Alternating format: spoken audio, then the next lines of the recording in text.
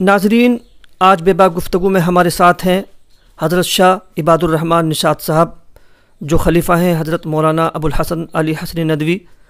اسی طرح آپ سابق پروفیسر ہیں ام القریٰ یونیورسٹی مکہ مکرمہ۔ ہم نے اس سے پہلے بھی آپ سے گفتگو کی تھی حضرت مولانا علی ندوی کے افکار کی عصری معنویت پر۔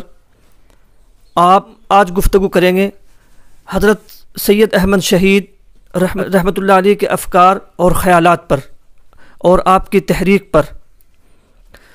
اس سلسلے میں حضرت شاہ عباد الرحمن نشاط صاحب کا جو سید احمد شہید رحمۃ اللہ علیہ کی تحریک ہے، اس کے حوالے سے بہت سارا کام بھی ہے۔ آپ نے ایک کتاب بھی لکھی ہے، سید احمد شہید شخصیت، تحریک اور اثرات۔ یہ آپ کی بہت مشہور کتاب ہے۔ اس کا ایک ٹرانسلیشن انگلش میں بھی ہے جو بہت مشہور ہوا ہے۔ بہرحال سید احمد شہید کی تحریک پر آپ کی گہری نظر ہے۔ ہم نے ایک سلسلہ شروع کیا ہے کہ سید احمد شہید رحمۃ اللہ علیہ کی تحریک کو نئی نسل سے واقف کرایا جائے کہ اس تحریک کے ہندوستان اور خصوصاً بر صغیر کے سماج پر کیا اثرات ہیں۔ جب وہ تحریک شروع ہوئی تھی تو اس تحریک کا مقصد کیا تھا، اس تحریک نے بر صغیر کے مسلمانوں کے لیے کیا کیا کام کیے ہیں، کن کن میدانوں میں اس تحریک کے کام ہیں۔ اس تحریک کے تعارف کے لیے آج ہم حضرت شاہ عباد الرحمن نشاط صاحب سے گفتگو کریں گے۔ میں سب سے پہلے حضرت شاہ عباد الرحمن نشاط صاحب سے یہ سوال کروں گا کہ ہمیں وہ عہد جس میں حضرت سید احمد شہید پیدا ہوئے ہیں، تھوڑا سا اس کے بارے میں بتلائیے۔ میں سب سے پہلے تو شکریہ ادا کرتا ہوں آپ کا کہ آپ نے اس انٹرویو کا انتظام فرمایا۔ یہ واقعی بہت اہم بات ہے یہ کہ ہم اپنے بزرگوں کا تعارف اس نسل سے کرائیں جو موجودہ دور میں جی رہی ہے، تاکہ وہ ان سے واقف ہوں۔ اور سید احمد شہید رحمۃ اللہ علیہ کے بارے میں تو ہم لوگوں کو اپنی موجودہ نسل کو اور آنے والی نسل کو جتنا زیادہ ہم بتا سکیں اتنا ہمارے لیے بہتر ہے۔ سید احمد شہید رحمۃ اللہ علیہ 1786 میں عیسوی میں پیدا ہوئے تھے اور 1831 عیسوی میں آپ کی شہادت ہو گئی تھی۔ تقریباً 50+ آپ کی عمر ہوتی ہے۔ یہ آپ کا تعلق رائے بریلی کے گاؤں سے تھا جو تقیہ نامی ایک گاؤں ہے۔ یہ گاؤں ابھی آج کل کے لوگوں کو پہچاننے میں شاید آسانی ہو کہ یہ حضرت مولانا سید ابو الحسن علی ندوی رحمۃ اللہ علیہ کا گاؤں ہے، اور اس گاؤں کی پہچان ان سے بھی ہوئی اور ان سے اور پہلے حضرت شاہ عالم اللہ صاحب رحمۃ اللہ علیہ سے ہوئی، جو بڑے بزرگوں میں سے گزرے ہیں۔ یہ پورا خاندان سید خاندان تھا اور اس نے دین کی بڑی خدمات کی ہیں۔ جو دور ہے اس کا مختصر سا وہ یہ ہے کہ آپ دیکھیں گے یہ وہ دور تھا جب کہ ہندوستان میں مسلمانوں کی حکومت تھی۔ شاہ عالم بادشاہ تھے، اس وقت مغل بادشاہ تھے، لیکن ان کی ساکھ ختم ہو چکی تھی، مغل سلطنت رو بزوال تھی، اور انگریزوں نے یہاں پر بہت طاقت بڑھا لی تھی۔ اس کے علاوہ جو لوکل اور دوسری طاقتیں تھیں وہ بھی ابھر آئی تھیں۔ مرہٹا تھے، سکھ تھے، جاٹ تھے، ان لوگوں نے اپنے اپنے علاقے میں اپنی اپنی حکومتیں قائم کر لی تھیں، اور اس کی وجہ سے مسلمانوں کے لیے اتنی اس حد تک مشکل ہو گئی تھی کہ ان کے لیے دین پر چلنا مشکل ہو گیا تھا۔ اور یہ زمانہ ایسا زمانہ آیا کہ مسلمانوں میں جو تنزل آیا اس کا پورا سیدھا اثر ان کے دین پر پڑا، ان کے مذہب پر پڑا۔ اس سلسلے میں ہم لوگ مزید گفتگو کریں گے تو ہم لوگوں کے سامنے بہت ساری ایسی باتیں آئیں گی کہ ایمان، نماز، روزہ، فرائض، ان سب چیزوں پر ضرب پڑ رہی تھی۔ اس وقت اس دور میں حضرت سید احمد شہید رحمۃ اللہ علیہ کو اللہ تعالیٰ نے توفیق دی، ان کو کھڑا کیا، اور انہوں نے جو تحریک چلائی اس تحریک میں انہوں نے اس پوری سچویشن کو انہوں نے بدل کر رکھ دیا۔ تو یہ ایک مختصر سا تعارف تھا جس بیک گراؤنڈ میں ان کو کام کرنے کی ضرورت پڑی۔ بالکل مایوسی کا ماحول تھا اس وقت۔ اس میں جو انہوں نے کام کیا ہے وہ اسی حالت میں کوئی شخص کر سکتا تھا جب اللہ تعالیٰ کی خاص مدد اس کے ساتھ ہو۔ سر، یہ ایک سوال ہے کہ حضرت سید احمد شہید رحمۃ اللہ علیہ کے جو خاندان ہے رائے بریلی کے اندر، اس خاندان کی تربیت میں ولی اللہ خاندان اور اسی طرح حضرت مجدد الف ثانی کے خاندان دونوں کے اثرات ہیں، تو ان دونوں کے خاندانی اثرات پر آپ کچھ روشنی ڈالیے۔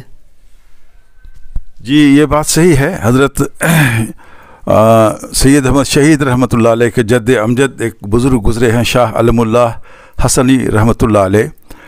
یہ حضرت مجدد الفسانی رحمۃ اللہ علیہ کے خلیفہ حضرت آدم بنوری رحمۃ اللہ علیہ کے خلیفہ تھے. یعنی ایک رشتے کے بعد ایک بیچ میں ایک سلسلہ ہے، اس کے بعد وہ سیدھے حضرت شاہ علم حضرت سید حضرت مجدد صاحب سے جڑتے ہیں. یہ تو مجدد صاحب رحمۃ اللہ علیہ کی تعلیمات جو تھیں وہ انہی تعلیمات کو لے کر یہ سب زندہ رہے، اور جو کوشش حضرت مولانا مجدد صاحب رحمۃ اللہ علیہ نے کی تھی پورے ہندوستان میں اسلام کو بچانے کی، وہ کوشش انفرادی طور پر ان کے بعد ان کے صاحبزادوں نے کی اور ان کے خلفاء نے کی، جن خلفاء میں حضرت شاہ علم اللہ صاحب رحمۃ اللہ علیہ کا نام آتا ہے. اور اسی سلسلے میں بیعت ہوئے حضرت سید احمد شہید رحمۃ اللہ علیہ شاہ عبدالعزیز صاحب رحمۃ اللہ علیہ سے، جو شاہ ولی اللہ صاحب رحمۃ اللہ کے صاحبزادے تھے. تو یہ سلسلہ نسب یا سلسلہ تربیت جو ہے، روحانی سلسلہ یہ سلسلہ مجددیہ سلسلہ ہے، اور اسی میں آپ کے خاندان کے پہلے کے بزرگوں کی بھی تربیت ہوئی، اور حضرت سید احمد شہید رحمۃ اللہ علیہ کی بھی تربیت ہوئی، اور اس سے لوگوں کو بہت فائدہ پہنچا. اچھا، دیکھنے میں یہ آتا ہے کہ حضرت سید احمد شہید کے افکار و خیالات پر ولی اللہ خاندان کے اثرات، خصوصاً حضرت شاہ عبدالعزیز صاحب کے جو انقلابی اثرات ہیں وہ بہت زیادہ ہے. حضرت شاہ عبدالعزیز صاحب نے آپ کی تربیت میں کس طرح کا رول ادا کیا ہے جس کے توسط سے، جس کے وسیلے سے ان کے اندر یہ جذبہ پیدا ہوا ہے؟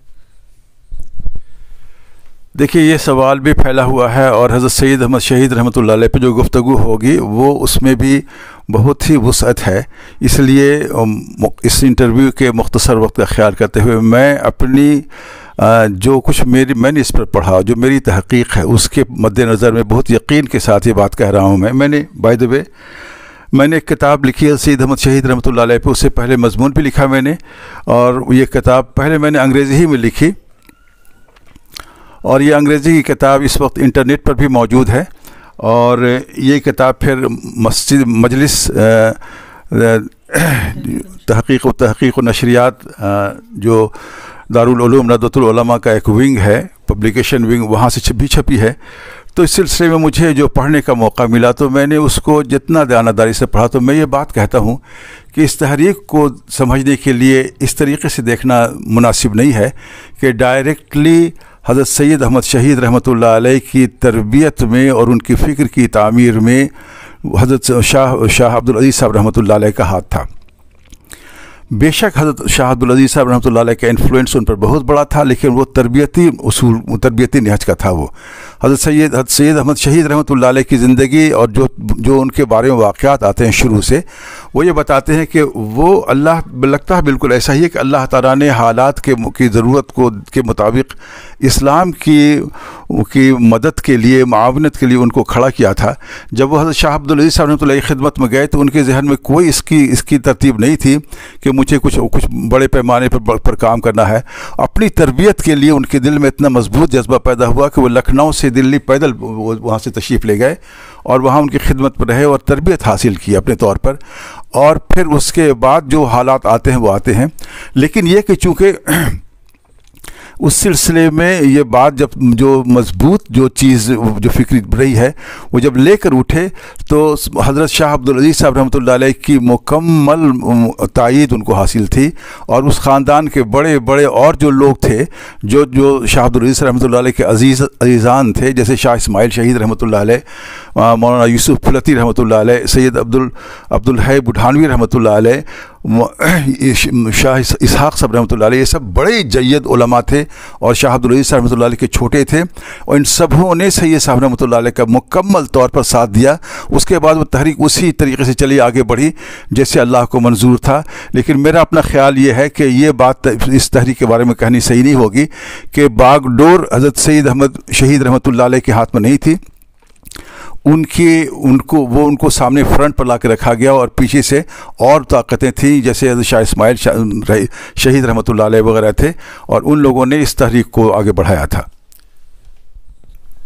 یہ ہمارا اس انٹرویو کا پہلا پارٹ ہے اور انشاءاللہ ہم اس انٹرویو کو آگے بڑھائیں گے.